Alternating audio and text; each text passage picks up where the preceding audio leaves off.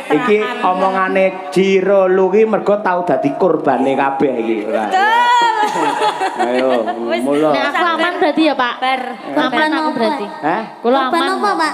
Apa? Korban apa? Lurah korban apa? Korban dalang ngono ya. Kecelakaan ora. Wis kok golek pacari apa-apa kena sementing ora dalang ngono ae lho. Lah, betul lho ya. Ketoke lemu sakit tok tenanan to, Nong. Critakno janjane enak apa to? Sama to kowe. Jeru. Dalang iki lho jane semenyakitimu ki dalang. Ndak.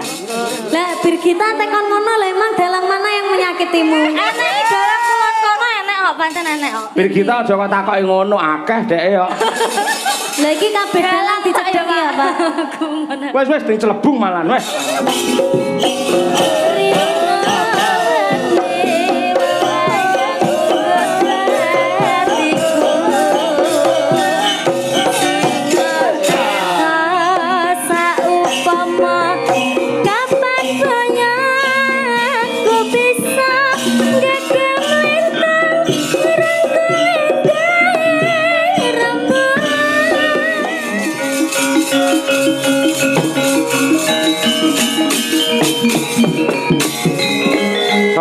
Sore padang bulan ayo kanca pada dolanan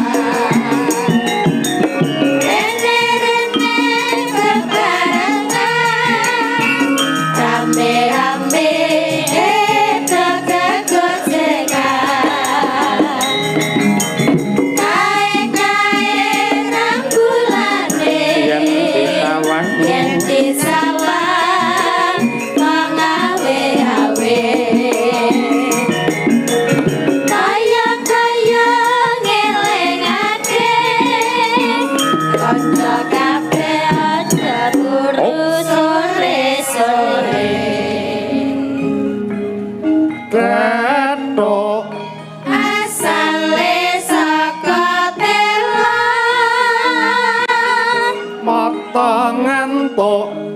iku tambane apa ala-ala kethuk asale saka tela yen ora petuk atine rada gelap aja ngono mas sekali lagi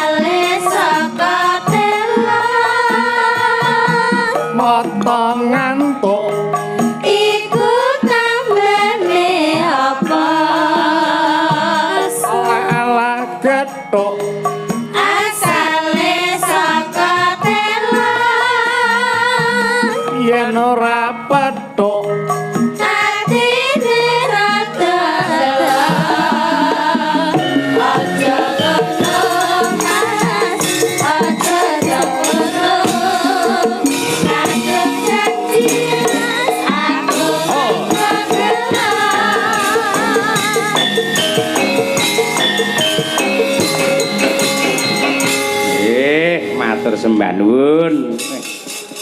Assalamualaikum warahmatullahi wabarakatuh. Ngaturaken panuwun ingkang tanpa upami dumateng sedaya para sutresna budaya. Manut jam kula menika meh jam kalih parandene tasih kathah ingkang kepareng mengapresiasi mirsani lan nenggani kiprahipun kula sak kanca Madangkara ingkang mitu dawuh pangandikanipun para pepunden dalam rangka peresmian Hotel Merkur diselenggarakan oleh Sukses Jaya Group dipun pandegani dening pepunden kula Bapak Harsono Lukito sekalian Ibu Eli dasaripun dipun sengkuyung kalian Mas Andi Halim putra saking Bapak Harsono sumrambahipun sagung para panitia kula ngaturaken panuwun ingkang tanpa upami menawi dalu menika kula mboten sowan wonten ing Hotel Merkur menika satemah pecah rekor kula selama Februari jebul nganggur mboten tempundi-pundi nggih. Alhamdulillah menika saged sowan kena nggih sangu poso. Poso pos niku berhenti, so niku rasa tegese ngeposke rasa. Hakikat berpuasa adalah mengendalikan hawa nafsu yen perkara luwe perkara ngelak niku nuwun sewu kathah ingkang nglampahi ning sing angel dhewe niku nyibarati wong perang dudu perang karo wong liya ning sing abo dhewe kuwi merangi karo hawa nafsune dhewe. Nah menika mila kula keluarga besar Sanggar Seni Madangkara ngaturaken utawa selamat menunaikan ibadah puasa di bulan Ramadan untuk yang menjalankannya wabil khusus dumateng warga ageng ing laladan Kota Madiun yang tercinta. Mugi-mugi ibadahipun tinampi dening Gusti satemah wontenipun namung berkah lan barokah. Ngoten. Waranggone ingkang sowan menika wonten Jiro Lukmatmo 678. Nggih. Tak kenal maka tak sayang ingkang pinggir dewi menika njawi piyambak menika Mbak Lia Sundari bukan asing lagi untuk warga masyarakat di Madiun. Anggere jam 12 awan ceklik ngoten nyetel TV banjur gelombange di Paske Sakti TV mesti teng mriku wayangan limbukan utawa goro-goro. Dalange sinten Bapak Ibu? Nggih. Kula sak kanca Madangkara matur nuwun katresnanipun menika Mbak Lia Sundari ingkang miten saking Sragen. Angka kalih menika Mbak Tri Hastuti Retnawati ingkang miten saking Ngawi. Kalajengaken menika Ibu Sukesi Rahayu sarjana seni magister seni. Menika gawan kotak Mbok Etrok Kecuk. Mbok anak-anak kula ingkang kula kanthi sowan mriki Mas Gelar Pamayang ingkang ngladeni kula niki kalian genduk rangkung Basundari mumpung sesuk prei kula jak mriki men ngerti kaya apa to alang ujure bapake le nyambut gawe ngoten niku. Kalajengaken nglerek melih menika Mbak Okvalica nggih made in saking Surabaya ning gandeng menika kegiatanipun utawi aktivitasipun menika berkesenian kathah-kathahipun mapan wonten ing Surakarta mila nggih ngekos utawi tinggal sementara mapan wonten ing Solo. Nah menika niki kalih mboke niku pun dititipke Bu Kesi mangsa berdua. Mbak Kesi iki anakku Okva iki piye le munggul wentah jakan wayangan apa piye ngono nggih nyatanipun nggih kula jak ning kala mangsa nggih mboten saged mung nyatane sakniki ingkang membidik Okva Lika menika kathah sanget ingkang tresnani dumateng Mbak Okva menika kathah ning alhamdulillah dalu menika pas istirahat mergo menika waranggana multi talenta kejaba pinter nyinden menika nggih ahli mbeksa malah profesi utama menika pancen ya penari. Lah menika kalajengaken menika Mbak Birgita Ayu ingkang aslinipun saking Kota Tahu Kediri ingkang tinggal utawi ngontrak wonten laladan Solo mangsa nggih wonten ingkang ngancani teng mriku nggih kanca kancanipun ya Mbak Winong ya Nduk Umi menika dolan mriku dan lain sebagainya Mbak Birgita kalajengaken genduk Nimas Ayu Winong Nawangsih aku melu marem aku melu seneng wingi nderekke Mas Rudi Gareng neng Sumatera utawa laladan ngendi wingi iki live streaming wah bintang tamu dhek wong loro ya melu syukur melu seneng rekae le munggah panggung ya dalange wiwit barang dhek lagi munggah Wis ora apa-apa, mbok menawa saka adohe kesel awake niku kudu ngangge leren. Mbak Winong kala wau saking Laladan Tulungagung kalajengaken genduk Umi Hafifah menika penghuni wis marangkung kos kagunganipun Ibu Sukesi Rahayu menika. Rumiyin ingkang dados anak kos teng mriku namung Umi Hafifah ning alhamdulillah sakmenika saya tambah. Dadi upamane Bu Kesi nganggur le nyinden terus le dadi dosen ndelalah tunjangan kinerjane niku mboten medun iso njagake dhuwit kos-kosan. Niku alhamdulillah mumpung duwe rezeki ya nggih sampean apa ya sempulur dadi dalang terus apa arep dadi sinden terus mesti ana watese terus disusul generasi peneruse. Dene ingkang minangka pamungkasing Paseban wah iki ngatasé bintang tamu no rekake ya gayane kaya sinden gawane dalange. Rekake seragame ya padha karo kancane. Jane yen genduk niken pun kula bebas. Nek wis to nduk bebas nggih seragam apa wae. Ning dheweke le kandha niku mboten pede yen mboten seragam padha kalih kancane. Niku janjane mung nyeneng-nyenengke Bu Kesi, gawe mareme wong tuwa, gawe senenge kula. Men dianggep iki lho bener-bener iki bocah Madangkara, iki lho anake Bu Kesi Rahayu. Mula le dandan, le nganggo seragam padake karo kanca kancane. Ning janjane mboten perkara seragam, sing jenenge bintang tamu niku babakan kualitas mboten dari bentuk tubuh maupun dari nuwun sewu agemanipun. Ning kang wigati pancen daya pikatnya dari suara dan juga jogetnya sing nyatane bisa menjadi apa kuwi renane penggali senenge pikir para sutresna Buddha sing racake utawa jumlahe nganti ewon kabeh padha tresnani kalian Niken Salindri. Wah, luar biasa. Kaya ngono kuwi. Bocah sik semono parandene janjane ngene upamane bar limbukan ngono kula pun nembang kathah Pak Dalang kula tak wangsul ki mawon tak leren mergo sesuk badhe bajutan melih ora apa-apa ning setun tresnane karo Dalang Cahya Kuntadi bektine karo keluarga besar Merkur lan ugi tresnanipun dumateng Sutresna Budaya Kota Madiun mila nadyanto meh jam 3 Bu Niken Salindri tetep jenak pinarak ning kene lho ngono Guniken. Kalane dadi ibu oh iya nggih. Sik ben leren dhisik wit sore ingkang dereng nembang menika bojo kula Ibu Sukesi Rahayu. Iki sangu poso Bu Kesi sampean mang nembang malah nggen gara-gara niki santai merdika yen limbukan isih kebarung bintang tamu akeh gojekane sok-sok lagu-lagune mung sithik. Sameneika monggo Bu Kesi menika kula caosi wekdal wong nyatane penggemar jenengan nggih tasih kathah. Ingkang dipun wadahi wonten paguyuban Caksi Lover menika wuluh temenanan. Tebih saking Kediri nusul Nadia niku saking Ngawi nggih do nusul matur nuwun. Jan kaya ngono kuwi. Bu Kesi, geng dalu Bu Kesi. Assalamualaikum. Waalaikumsalam warahmatullahi wabarakatuh. Mas Petro. Kados pundi mirsani para pamirsa ing Laladan Kota Madiun Bu Kesi. Wah, menawi teng Madiun ngene iki kula pun mboten saged alok napa-napa. Pancen saestu pamirsa utawi penonton Madiun menika senes namung penonton biasa. Senes penonton wayang biasa namun adalah penikmat wayang dan cerita yang luar biasa.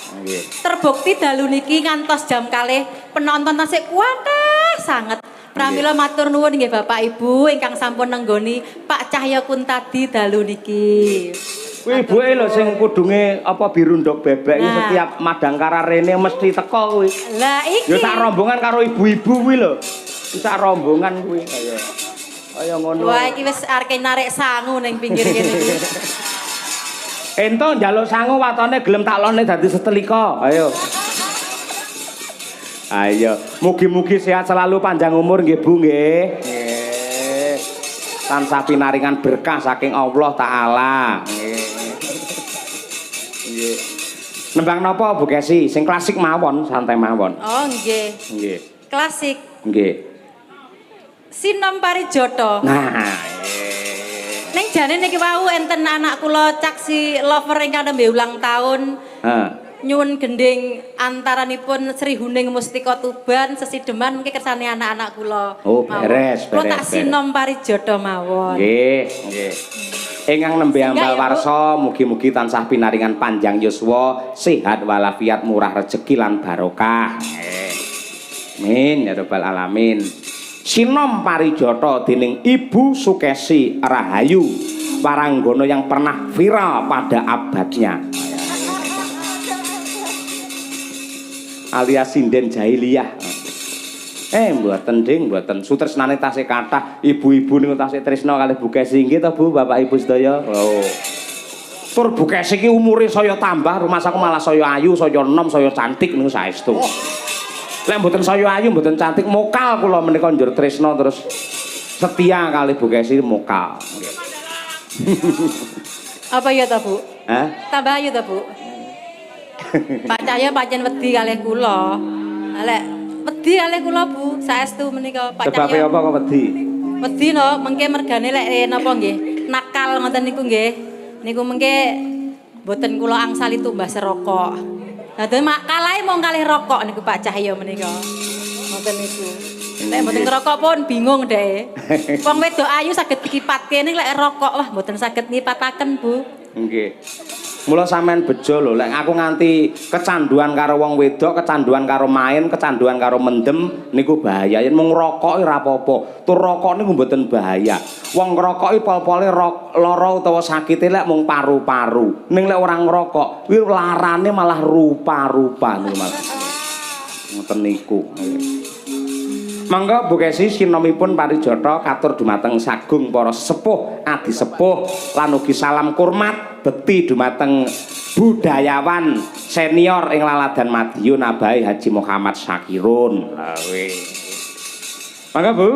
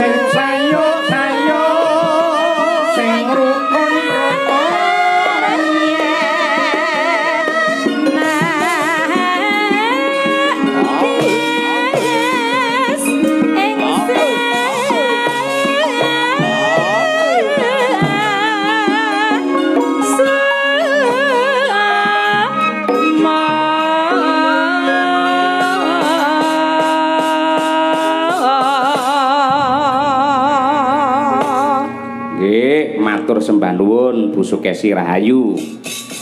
Nduk niken ya nduk. Wah. Sampeyan isih dinteni karo penggemarmu sing semono akeh. Pancen iso dadi daya pikat kok niken iki tenan. Sesuk ya sik tanggapan sampean. Puasa, Pak. Maksudnya? Puasa tanggapan, Mas. Kalau benjing libur. Libur. Pertengahan puasa tanggapan. Tanggapan poso sik tanggapan nah. Nggih. Masya Allah, nduk. Lah lagi ketrima nganti kaya ngono ki mula aja lali tansah bersyukur ya karo Gusti ingkang nyipta jagat. Lek sinden sing apik ki pirang-pirang, suarane becik ki pirang-pirang, sing ayu ya akeh. Ning sing ketrima ditresnani karo sing gelar jagat kaya sampeyan iki langka nduk tenan. Mula ya. Alhamdulillah. Tenan awake dijaga tenan. Nggih. Aja lemu-lemu ya. Niki pun sudah lho, Pak. Pun sudah to. Nggih, Dewi nganane pas kepanggih jenengan kan 68,5. Heeh. Terus Nek saiki saniki 68,3. Sudah, Pak, punan. wong sudah komane. Ha iya. Ra apa-apa nduk, ra apa-apa. Lek kanggoku wong wedok iki luwih becik kelemon timbangane kekurunan. Wong lanang sakniki niku sing digoleki malah sing gemoy-gemoy kados kula lho. Bapak yo ngono kuwi. Mbokmu anggere lekas kuru, ayo mangan sing akeh. Ngono kuwi.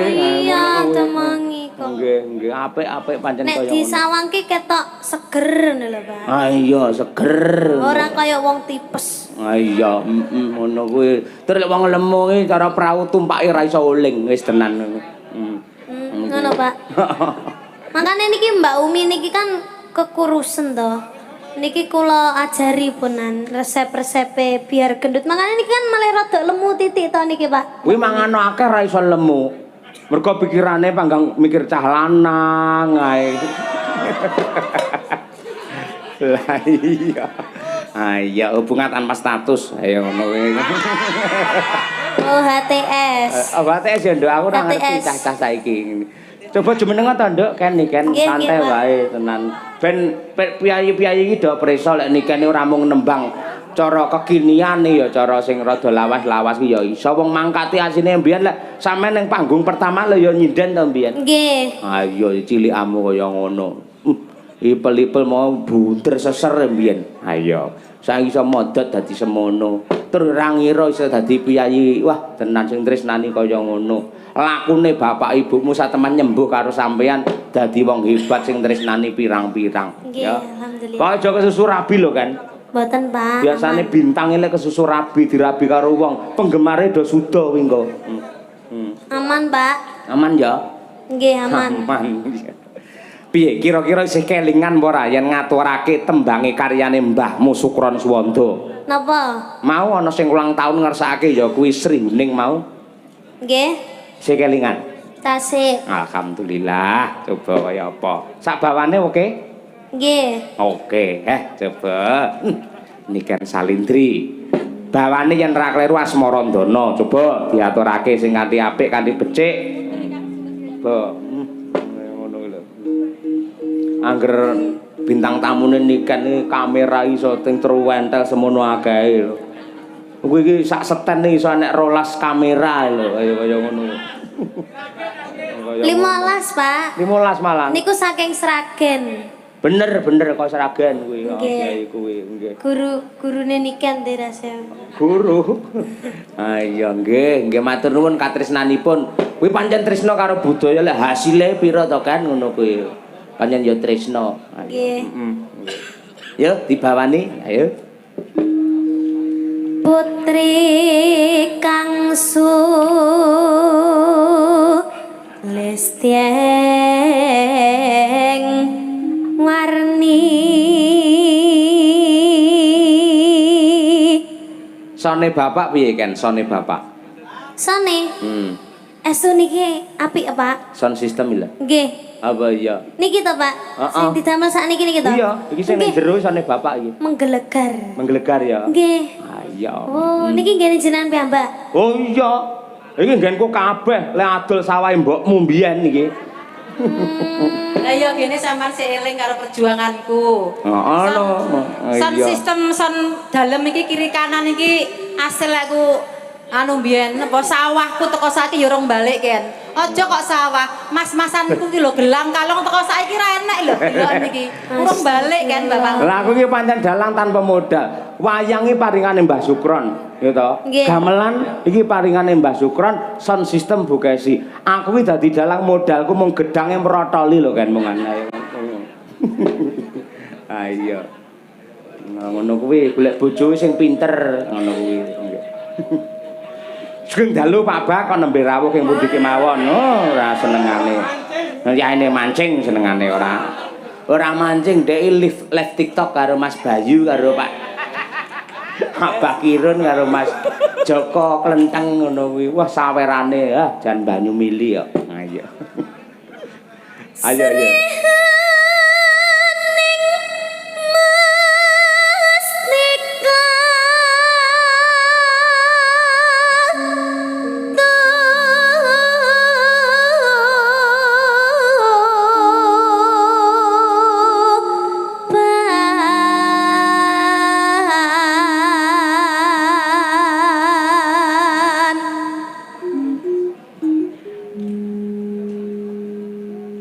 Nano Labuh tresna prapteng layan.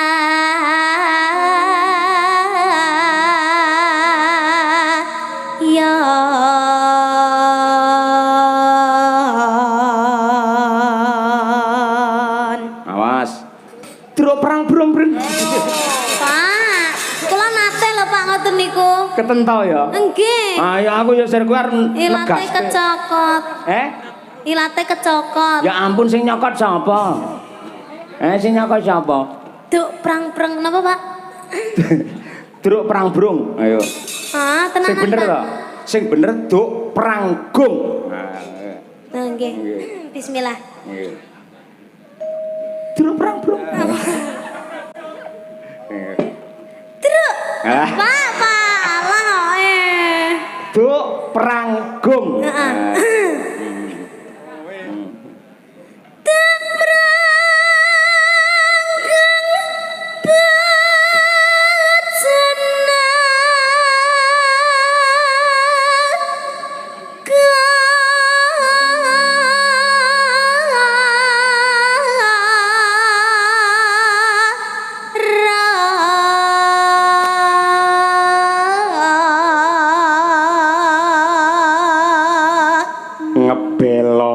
Ngepel sinten? Bebelo guguk Bagong ora. Bebelo nduk, ayo. Bebelo Wirat Moyo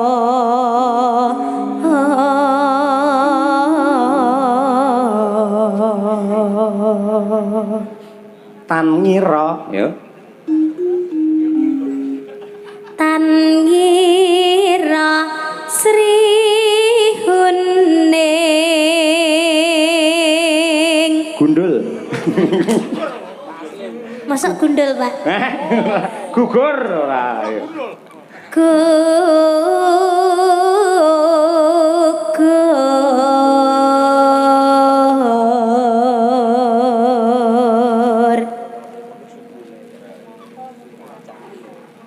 mongko musti kaning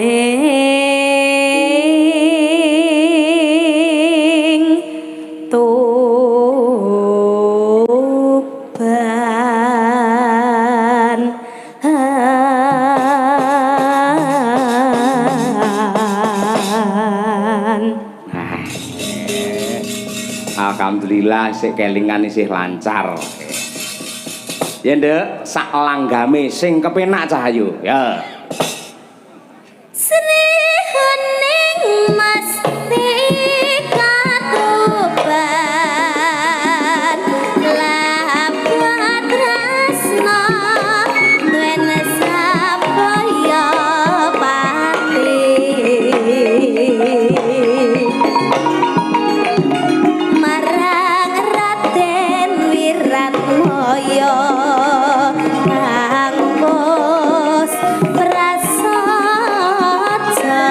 kanantur berhenti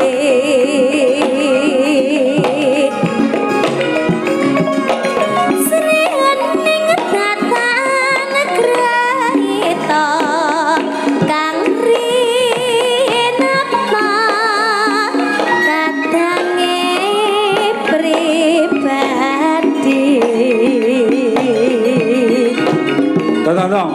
Wiratmaya putra Dira Regentong. Sira lawe Prangtak, tulung ketak, prangtak. Dade dah.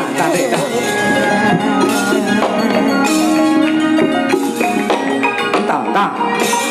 Srihaning putrane abdi mangsa bakti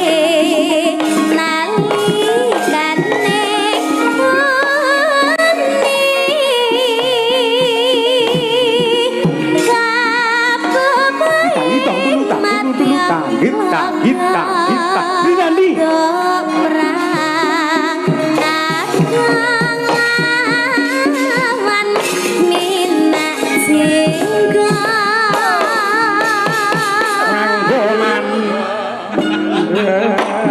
Wah.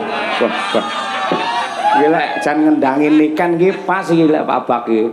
Niken suarane bantere kaya ngono, pengendange kaya jaranan. Ayo. Apik ngetitenono ngene iki. Nenone ndak langsung ngono. Pelangga mau ndak padake perang ya ora. Niku putrane ya hebat, niku dalang dari perintis kemerdekaan Madiun, Nduk. Wis kulino petok to? Nggih. Nggih. Sering. Lek Mas Bagong Mayang wis nate bintang tamu porong jenengan? Nate napa mboten nggih? Kula supe. Dereng. Oh, dereng. Nggih mangke. Nggih. Mangke lek syukuranipun Pak Wali mangke nggih sungkuran mangke nggih. Ning ketoke ora sida ketoke. Karo kanca sia-sia ora nggih. Nggih. Ya Nduk kan. Katresnane Wiratmaya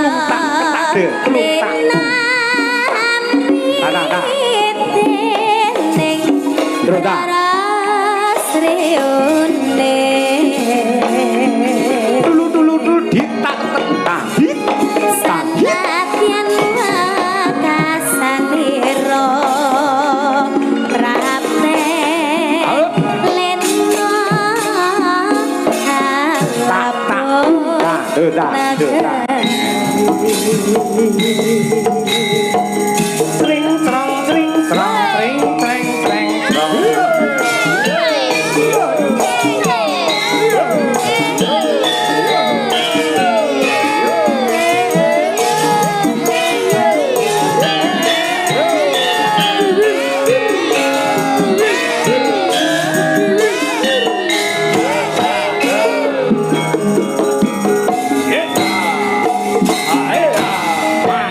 Sri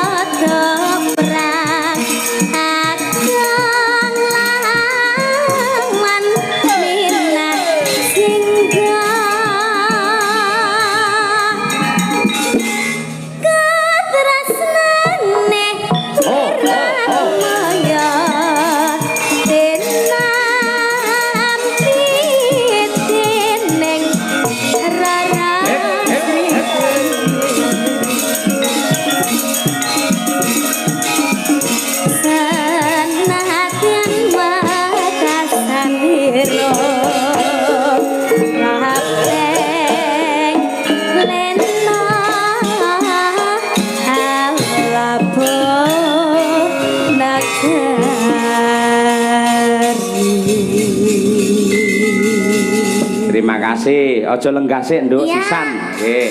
Saya ganti tak kolaborasikan dengan sinden-sinden Madangkara. Ayo. Iya.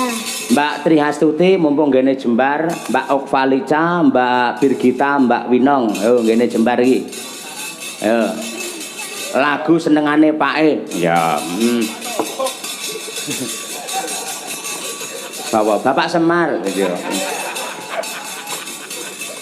Apa le? Karyanipun Ki Dalang Siswantara saking Laladan Kediri. Ya. Ayo. Kiter Sumilir. Ayo. Ya, coba. Ya berdiri yuk. Ayo. Kerja. Ayo. Ayo mongan foto. Nggih. Tenan ya apik tenan iki sinden. Kowe molat-molat kaya bar tangi turu ta nang kowe iki nang ngono. Keram Pak kakinya Pak. Geringan Pak, Gringingan lho ya mergo kesuwen linggo ya. Suara linggo. Ah ya sorry engko bar ki kowe ngadeg terus ora apa-apa nganti tanjep kayon. Enggak Pak, enggak. Mbak Tuti baik-baik saja nggih, sehat nggih. Sehat. Ah nggih. Sehat lahir batin.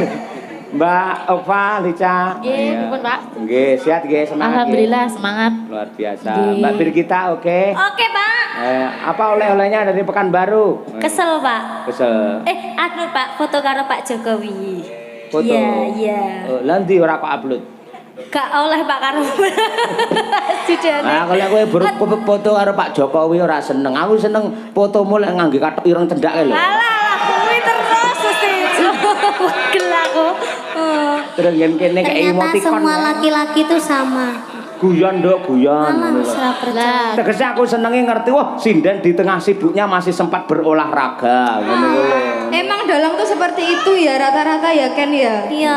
Kayaknya emang kayak gitu. Kalau Iya. dalang tuh emang kayak gitu semuanya. Ketoke ngerayu-ngerayu bojone ternyata hanya pencitraan. Iki omongane Jiro Luki mergo tau dadi korbane kabeh iki. Ayo, mulo. Nek aku aman berarti ya, Pak. Aman aku berarti. Hah? Kula Korban aman. apa, Pak? Apa? Korban apa? Lurah korban apa? Korban dalang ngono ya. Kecelakaan ora nggih. Mbak Ova iki lho pinter sesama penarine. Oh wah. Lah terus wong loro joget karonsene wah. Bablas neng kamar deh. Nyetel kaset tipe kan neng kamar. Oh, kan kudu enek audione. Latihan ya, Pak. Hah? Latihannya teng ruangan ngoten. Lah ya ruangan. Nggih. Neng tipe lah neng kamar. Ayo. Lah nguripne kan kudu masuk dulu. Klik. Madangkara ya kiter sumiler Siap maaf Nduk maaf Bapak yo ngene iki wah jan wis cek Bapak gur omongane tok ditenani wedi Nduk asline ngono kuwi ora iya ditenani wedi keruan. wedi apa Wedi keruan. keruan iki apa Keruan ki konangan, Pak. konangan to oh ora wedi Oh, ora wedi berarti arepe. ora arepe wis tau konangan ping 3 aku Ya tak padha wae. iya mula sing hati-hati lek golek calone sing hati-hati lek kangge iki sing lanang sing hati-hati mergo ki ya wedok-wedok bahaya iki Aku kabeh ya menjadi takut tambah dewasa ya.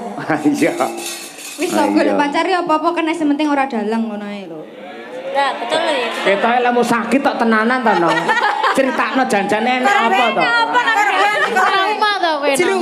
Dalang iki lho jane semenyakitimu ki dalang. Enggak.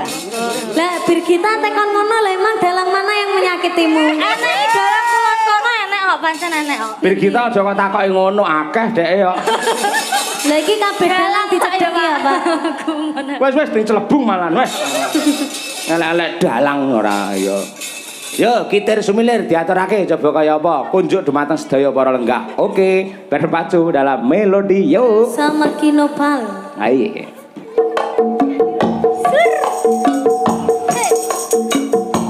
New Madangkara. waduh Madangkara music. Masik kok, Mas. Gonanku ini.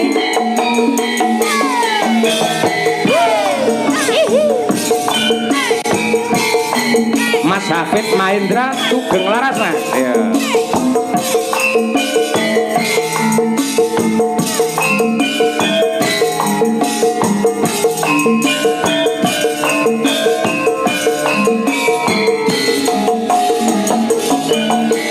Ki Dalang Suryanto Karanggede nyuwun pangestu Bapak nggih.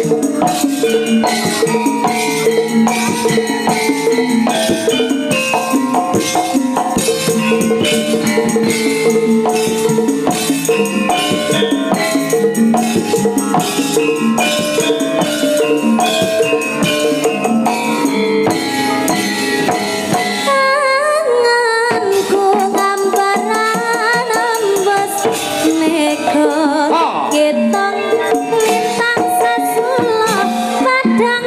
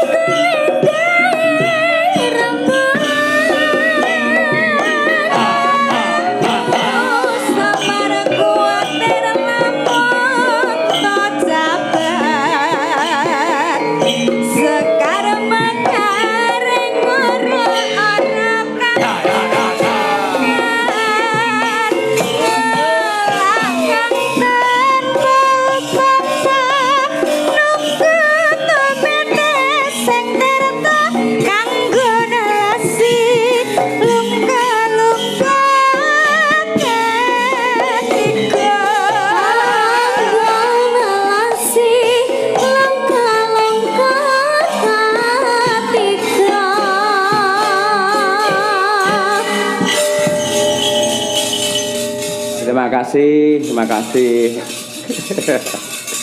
Wong kono yo radang nah-neh ora. Laren nduk, laren. Nggih. Makasih. Bu Kesi engko tutno ki nduk niken karo sampean ngurusi administrasi. Makasih, makasih. Aku tak melanjutkan kerja. Ayo. Dalang kerja lu kerja lu. Pokoknya selamat sukses untuk Hotel Merkur. Semoga dengan adanya penginapan ini menambah kota Madiun semakin mendunia.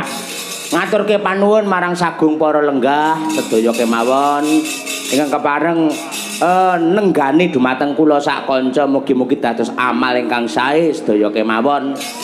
Lan genduk niken matur nuwun Nduk yen kondur ning Kediri salam nggih. Ibu nggih bapak anak alamate anak Bapak Soleh ya. Ya nderek nguyung-nguyung nyengkuyung para pepunden Pendawa anggene nindakake syukuran sesaji Raja Soya. Ya.